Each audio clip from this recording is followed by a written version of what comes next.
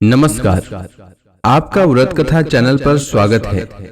दोस्तों, आज के इस वीडियो में मैं आपको आषाढ़ मास में पड़ने वाली प्रदोष व्रत के बारे में बताने वाला हूँ कि आषाढ़ मास के कृष्ण पक्ष में पड़ने वाली प्रदोष व्रत किस दिन है, शुभ मुहूर्त क्या है और प्रदोष काल का समय क्या रहेगा।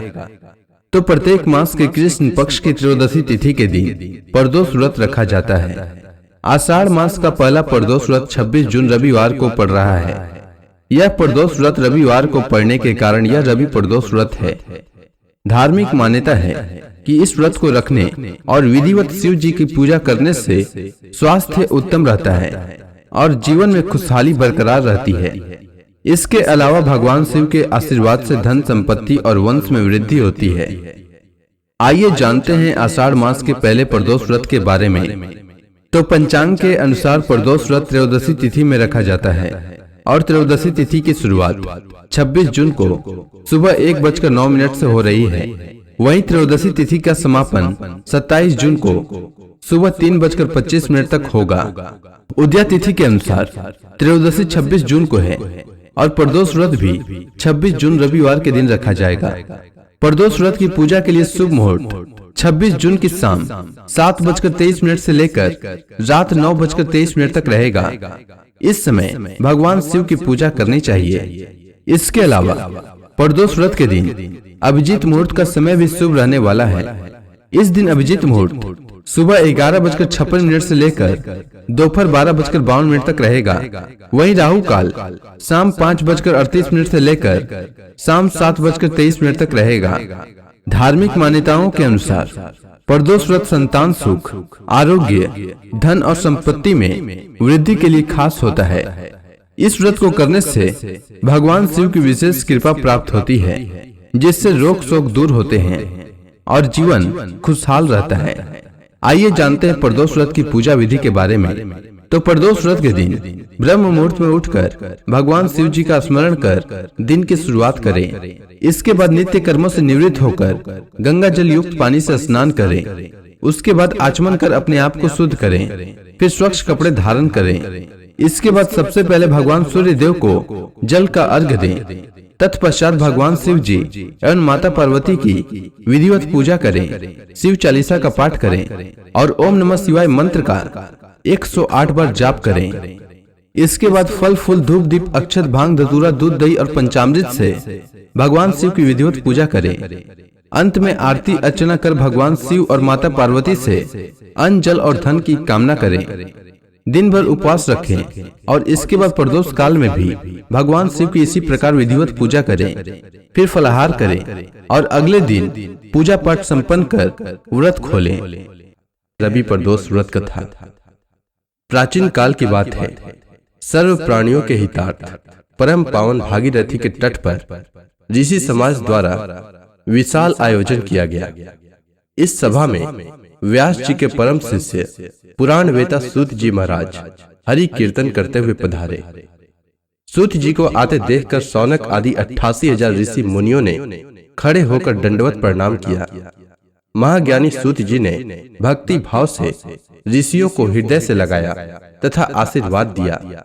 विद्वान ऋषिगण और सब शिष्य आसनों पर विराजमान हो गए।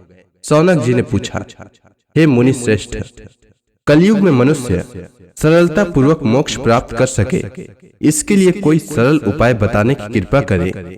सूत जी कहते हैं कि कलयुग में जब मनुष्य धर्म के आचरण से हटकर अधर्म की राह पर जा रहा होगा, हर तरफ अन्याय और अनाचार का बोलबाला होगा, मानव अपने कर्तव्य से विमुख होकर नीच कर्म में संलग्न होगा, उस समय प्रदोष व्रत ऐसा व्रत होगा जो मानव को शिव की कृपा का पात्र बनाएगा और नीच गति से मुक्त होकर मनुष्य उत्तम लोक को प्राप्त होगा। प्रदोष व्रत से अर्जित पुण्य से कलयुग में मनुष्य के सभी प्रकार के कष्ट और पाप नष्ट हो जाएंगे। यह व्रत अति कल्याणकारी है। इस व्रत के प्रभाव से मनुष्य को अभीष्ट की प्राप्ति होगी।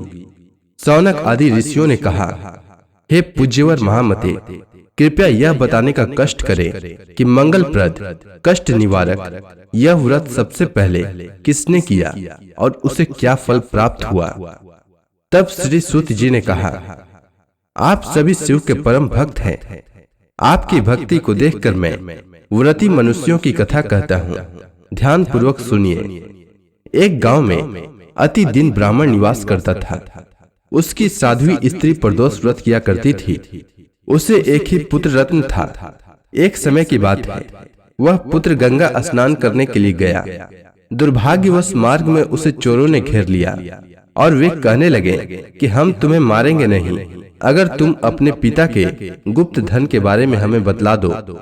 बालक दीन भाव से कहने लगा कि बंधुओं, हम अत्यंत दुखी दिन हैं, हमारे पास धन कहाँ है। तब चोरों ने कहा कि तेरे इस पोटली में क्या बंधा है। बालक ने निसंकोच होकर कहा कि मेरी माँ ने मेरे लिए रोटियां दी है। यह सुनकर चोरों ने अपने साथियों से कहा कि साथियों, यह बहुत ही दीन दुखी मनुष्य है, अतः हम किसी और को लूटेंगे। इतना कहकर चोरों ने उस बालक को जाने दिया। बालक वहां से चलते हुए एक नगर में पहुंचा। नगर के पास एक बरगद का पेड़ था। वह बालक उसी बरगद के वृक्ष की छाया में सो गया। उसी समय उस नगर के सिपाही चोरों को खोजते हुए उस बरगद के वृक्ष के पास पहुंचे और बालक को चोर समझकर बंदी बनाकर राजा के पास ले गए। राजा ने उसे कारावास में बंद करने का आदेश दिया। ब्राह्मणी का लड़का जब घर नहीं लौटा तब उसे अपने पुत्र की बड़ी चिंता हुई। अगले दिन प्रदोष व्रत था। ब्राह्मणी ने प्रदोष व्रत किया और भगवान शंकर से मन ही मन अपने पुत्र की कुशलता की प्रार्थना करने लगी। भगवान शंकर ने उस ब्राह्मणी की प्रार्थना स्वीकार कर ली। उसी रात भगवान शंकर ने उस राजा को स्वप्न में आदेश दिया कि वह बालक चोर नहीं है, उसे प्रातः काल छोड़ दे, अन्यथा उसका सारा राज्य वैभव नष्ट हो जाएगा। प्रातः काल राजा ने शिव जी की आज्ञानुसार उस बालक को कारावास से मुक्त कर दिया।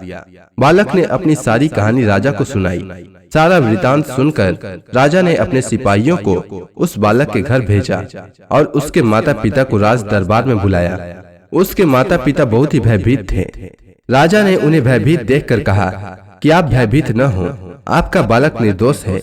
राजा ने ब्राह्मण को 5 गांव दान में दिए, जिससे कि वे सुख पूर्वक अपना जीवन व्यतीत कर सके। भगवान शिव की कृपा से ब्राह्मण परिवार आनंद से रहने लगा। अतः जो भी मनुष्य रवि प्रदोष व्रत को करता है वह सुख पूर्वक और निरोगी होकर अपना पूर्ण जीवन व्यतीत करता है। हे ऋषियों, मैं तो कहूँगा कि कलयुग में मनुष्यों के लिए इससे बढ़कर कोई व्रत हो ही नहीं सकता। अगर आपको रवि प्रदोष व्रत कथा अच्छी लगी हो तो कमेंट सेक्शन में ओम नमः शिवाय लिखना न भूलें।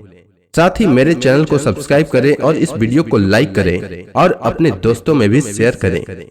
वीडियो के अंत तक बने रहने के लिए आपका धन्यवाद।